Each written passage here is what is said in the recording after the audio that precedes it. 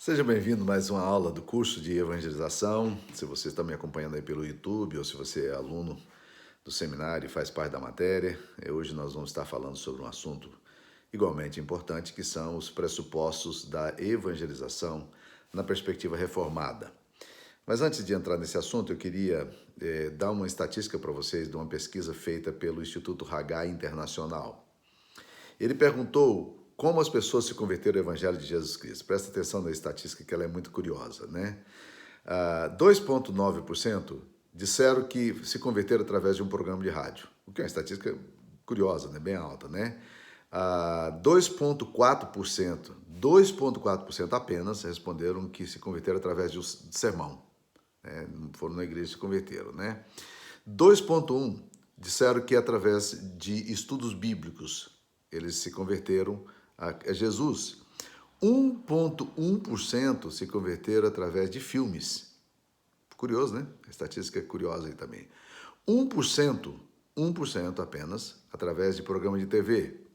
2,9% através do trabalho pastoral, pastores cuidando, né? 3% através de distribuição de literaturas e Bíblia, tiveram acesso à Bíblia, uma literatura, né? Então, a literatura tem um efeito interessante. 4,4% através de cruzadas evangelísticas, 29,9%, quase 30%, através de amigos e 49,7% através de parentes. Então, é uma estatística que dá uma visão muito interessante aí para nós, para a gente ver como é que as conversões acontecem. Quando a gente entra no campo da evangelização, em geral, uma das perguntas que fica é por que as pessoas não evangelizam? Por que as pessoas têm dificuldade para evangelizar? E as respostas são múltiplas. Você vai encontrar, por exemplo, pessoas que dizem, eu não evangelizo por falta de tempo, né? E é uma desculpa frágil demais, porque o conceito da evangelização, principalmente na grande comissão, ele não é um conceito de alguém que vai para fazer evangelização, mas é alguém que indo faz evangelização, indo fazer discípulos de todas as nações. Não é ide, né, como o imperativo erroneamente foi traduzido em Mateus 28. Então é uma ideia de movimento. O crente, a pessoa que ama Jesus, ela evangeliza através da sua caminhada. Então, o tempo que ela tem oportunidade para compartilhar. Segunda coisa que as pessoas não evangelizam é a teologia deficiente, né? Às vezes, uma falta de compreensão do sacerdócio universal dos crentes, né? O papel deles na igreja, o papel deles no reino de Deus. Aí as pessoas podem, e mesmo que elas não digam isso, mas elas podem pensar subjacentemente de que isso é tarefa pastoral, isso é tarefa daqueles que vão para o campo, dos missionários, né? E existem pessoas remuneradas para fazer esse tipo de trabalho, e isso pode dar uma desculpa para que as pessoas não evangelizem. Ainda que essa desculpa não seja uma desculpa explícita, elas não digam isso de forma clara, mas é o que elas percebem, é o que elas sentem, é o que elas creem, né? A cosmovisão está muito clara aí, né? Então, dentro disso aí temos o clericalismo, né? Pastores transmitem e reforçam a ideia. Então você tem, de um lado, a comunidade que olha para o pastor e acredita que o pastor é o homem remunerado para fazer isso e, portanto, ele tem a obrigação e não a comunidade. E o próprio pastor também reforça essa ideia, trazendo para ele a responsabilidade da administração, né? Mas aí entram outros elementos que levam as pessoas a encontrar, as pessoas não evangelizarem. Nenhuma delas é a fé superficial. As pessoas, às vezes, têm muita falta de convicção pessoal sobre a sua própria crença. Enquanto ela está ali num movimento institucional, ela está ali junto com a comunidade ou com crentes, ela consegue dizer que ela é crente, ama do Senhor, mas quando ela vai para um dia a dia, para os conflitos que ela tem, né, no testemunho, no trabalho e nas universidades, na escola, ela tem dificuldade, de fato, ela não tem muita profundidade pessoal do que ela crê e por isso fica difícil falar de algo que você não está absolutamente convencido de que você não está absolutamente convencido ou não está perfeitamente convencido de que aquilo ali é verdadeiro, de que aquilo ali vale a pena, né? E aí tem também uma das razões pelas quais as pessoas não evangelizam, porque elas não têm paixão por almas, elas não têm paixão pelas vidas que se perdem, elas não têm realmente preocupação com essa questão da evangelização, não faz parte do coração delas, da vida delas, né? E o que tem causado esse desequilíbrio na obra da evangelização pode ser dito, a gente pode dizer que muitas pessoas não evangelizam por causa de um predestinacionismo fatalista. O que é isso? Pessoas que creem na evangelização de forma equivocada, elas podem dizer, se Deus predestinou as pessoas para a salvação, por que nós precisamos evangelizar? Uma das tarefas que eu dou para os meus alunos para sintetizarem é predestinação e evangelização, né? Ela é fundamentada numa obra do Packer, Evangelização e Responsabilidade Pessoal, né? Evangelização e Soberania de Deus, e eu dou esse material que eu publiquei no meu blog sobre predestinação, evangelização e predestinação. Se você quiser acessar, está lá disponível para quem quiser. Então, assim, o que é curioso é que quando Paulo está pregando em Atos capítulo 13, versículo 8, a Bíblia diz, creram todos quanto eram destinados à vida eterna. E quando Paulo está pregando também, a um determinado momento de desencorajamento dele, Deus fala, fala e não te cales, porque tem muito povo nessa cidade. Nós pregamos exatamente pelo contrário. Curiosamente, os grandes evangelistas da história foram todos calvinistas, né? É muito curioso você pensar que o Spurgeon, que um Moody, que um Calvino, óbvio, né? Grandes nomes aí, Jonathan Edwards, todos eles eram calvinistas na sua abordagem, todos eles criam predestinação. E alguns deles eram pastores batistas, como Spurgeon, famoso pregador batista, né? Então, assim, os grandes evangelistas da história, alguns dos grandes evangelistas e avivalistas foram exatamente calvinistas na sua aproximação, criam na eleição, na predestinação. Outra coisa que pode acontecer, que leva a gente a não ser eficiente na evangelização, é essa curta visão da urgência da missão, né? Jesus disse aos discípulos que a seara está branca e os ceifeiros são poucos, que a gente deve rogar ao Pai, ao Senhor da seara, para que mande ceifeiros para a sua obra, João 4, versículo 35, né? E a gente nem sempre percebe que o campo está branco.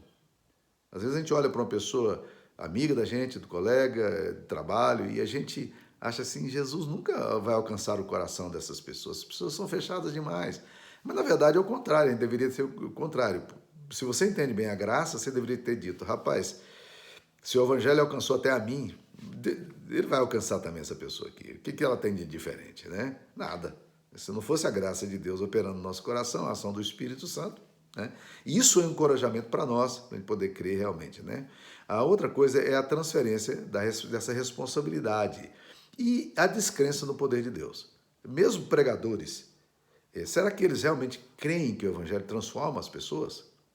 Spurgeon conta uma história muito interessante, num livrinho curiosíssimo sobre hiperetologia, convicção de chamado ministerial, e ele conta a história de um rapaz que lhe procurou, um seminarista, e disse, pastor Spurgeon, por que quando o senhor prega, as pessoas se convertem, as pessoas assumem a sua decisão por Jesus e elas vêm à frente, elas têm manifestações de fé, por que essas pessoas se convertem? E quando eu prego, as pessoas não se convertem?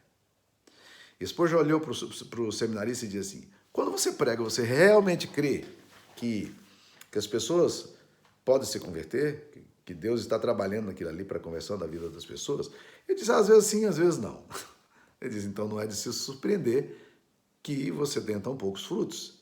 Então, às vezes, nós descremos do poder de Deus, do poder da mensagem que nós pregamos, do evangelho poderoso de Jesus, que pode mudar qualquer pessoa em qualquer circunstância. Nós descremos. E também, uma das razões pelas quais a gente não evangeliza é a desobediência explícita.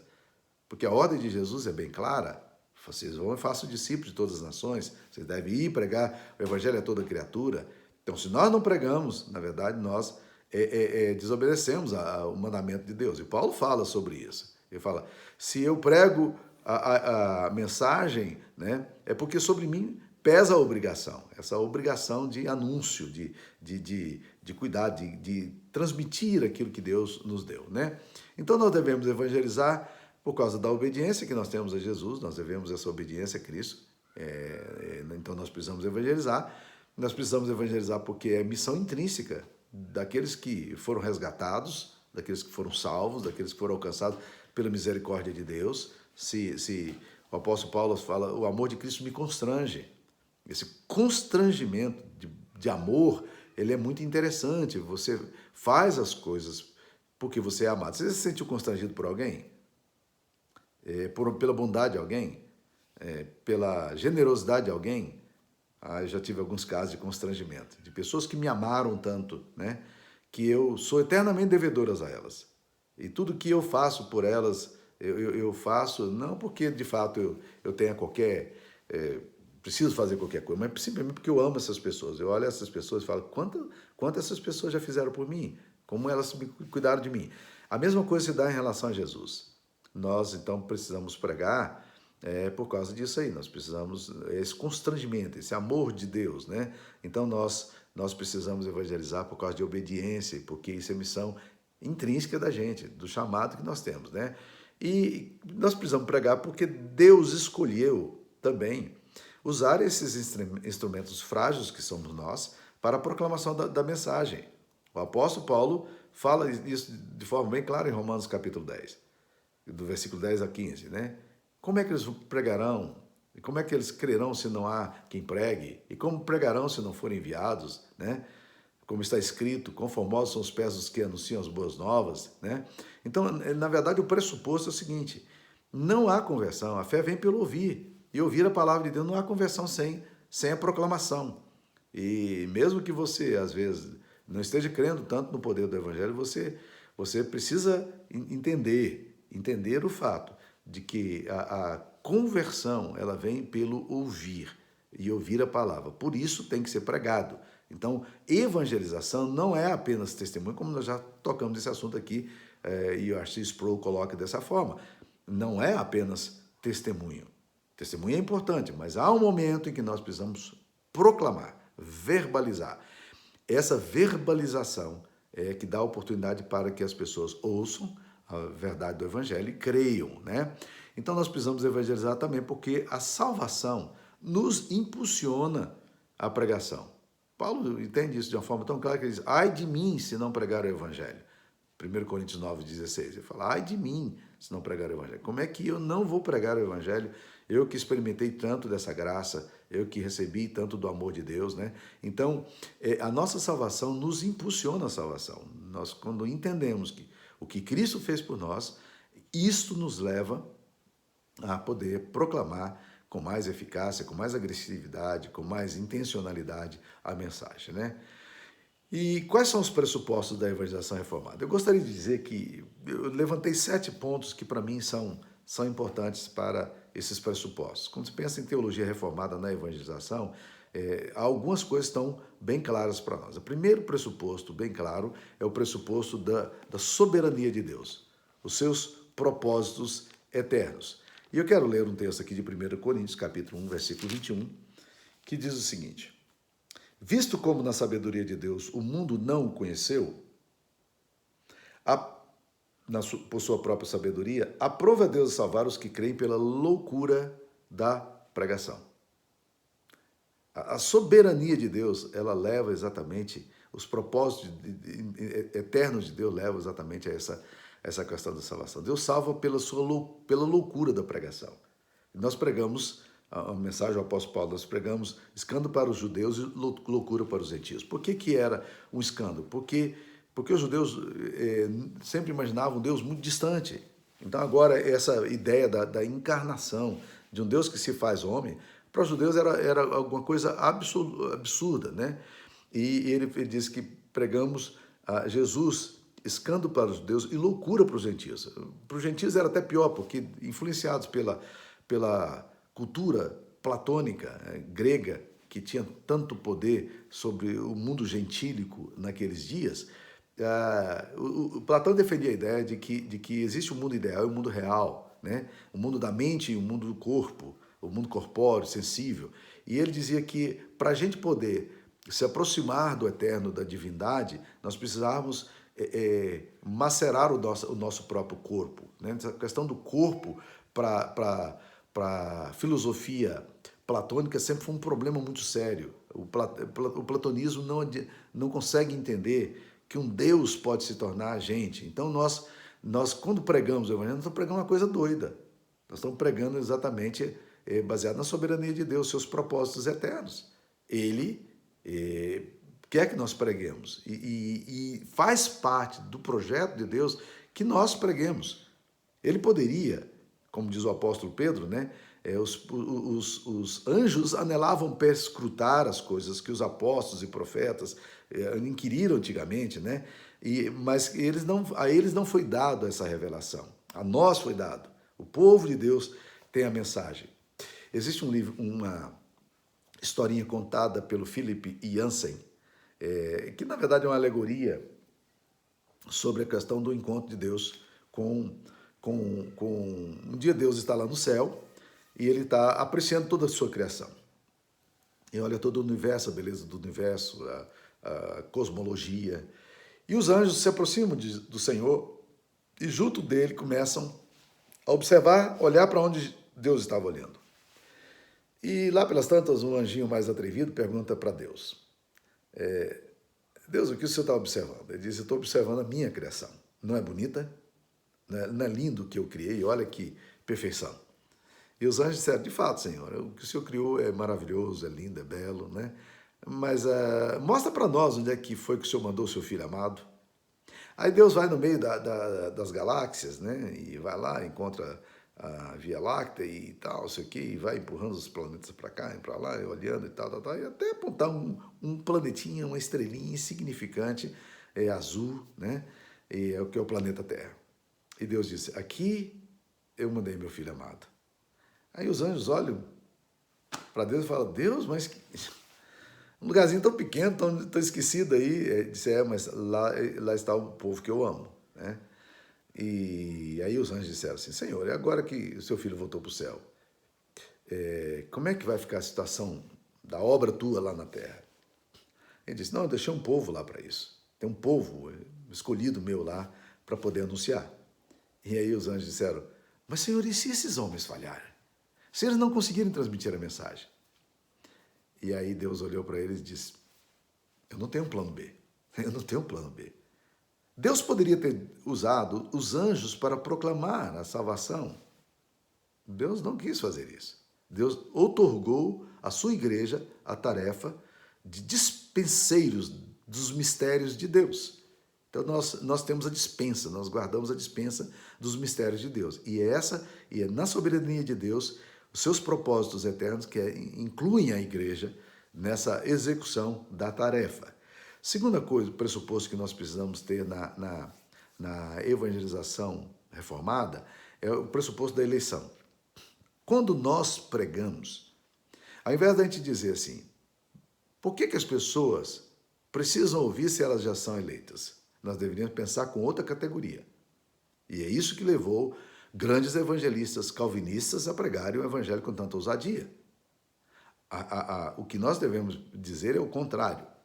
Se há pessoas eleitas, eu posso pregar crendo que Deus já tem os seus aqui. É o que Deus fala para Paulo. Fala e não te cales, porque tem muito povo nessa cidade. Então continua, Paulo. Continua falando, porque há pessoas aqui que precisam ouvir a mensagem. E quando Paulo escreve a Tito, capítulo 1, versículo 1, ele fala exatamente a mesma coisa. Ele diz, Paulo, apóstolo de Cristo Jesus, para promover a fé, que é dos eleitos. É promover a fé. A fé já está lá. Nós não geramos a fé. Mas nós despertamos a fé quando nós anunciamos com fidelidade a palavra de Deus. Então esse é mais um pressuposto da evangelização reformada. A soberania de Deus e a eleição. Então prega com ousadia. Eu não sei quem é eleito, né? Deus, quando alguém pregou o evangelho para mim também, não sabia que eu era eleito. E eu criei. Eu criei nessa mensagem maluca da cruz. Eu criei na loucura da pregação. Esse negócio faz sentido para mim. Jesus morreu pelos meus pecados. Eu estou convencido disso, eu não tenho dúvida disso. Alguém pregou para mim e eu criei. E isso entrou no meu coração. Por que eu aceitei? Por que eu criei? Porque Deus, na sua infinita misericórdia, havia me elegido para crer, né? Terceira coisa que nós temos no pressuposto da evangelização reformada é a realidade do pecado. Lembre-se, você nunca consegue pregar bem o evangelho se você não começar com as más notícias. As más notícias estão focadas na vontade corrompida do ser humano, na incapacidade do homem sem Deus de responder a Deus. Quando as pessoas falam de livre-arbítrio, as pessoas não entendem absolutamente nada de teologia bíblica, livre-arbítrio para salvação, porque as pessoas confundem livre-arbítrio com livre agência, que é essa coisa de você tomar pequenas decisões no dia a dia, que roupa eu vou usar, onde eu vou morar, com quem eu vou me casar, decisões que você tem que tomar na vida, mas isso é livre agência. Livre-arbítrio tem a ver com salvação. Quando Armínio defende a questão do livre-arbítrio, ele pressupõe que o ser humano ele tem a capacidade de ter uma bondade inerente nele que o leva a ir em direção a Deus. Na teologia reformada, a gente diz exatamente o contrário. Lutero, o primeiro livro dele foi A Escravidão da Bondade, a escravidão da vontade. E ele diz exatamente isso. A vontade humana ela é inclinada para o mal. A natureza humana é inclinada para o mal. Não há quem busque a Deus, não há quem entenda. Todos pecaram, todos estão destituídos, não da graça, mas da glória de Deus, estão destituídos da glória. Eles não conseguem, o homem natural, ele não consegue entender as coisas do Espírito, ele não se aproxima de Deus, porque simplesmente a sua natureza pecaminosa o afasta de Deus. Ele não deseja as coisas de Deus, ele deseja coisas da carne. Então, quanto mais você entender a pecaminosidade humana, mais você vai entender da graça de Deus. E isso é fundamental na evangelização. A evangelização não começa com o anúncio das boas novas do que Deus fez, mas a evangelização começa com a declaração de que o homem está absolutamente perdido sem a graça de Deus. Esse é um dos pressupostos fortíssimos da reforma com o conceito da total depravação do homem. Quarta coisa, a suficiente obra de Cristo, que a gente chama de sola Christus, ou a reforma chamou de sola Christus. Não há ninguém que possa ser mediador entre Deus e os homens. 1 Timóteo 2,5. Né? É o único mediador. Jesus é o caminho, a verdade e a vida. Ninguém vai à paz senão por ele. Só através de Cristo. As pessoas não são salvas através da mediação da igreja. Elas não são salvas através da sua bondade, da sua caridade, do que fazem. Elas são salvas através do que Cristo fez.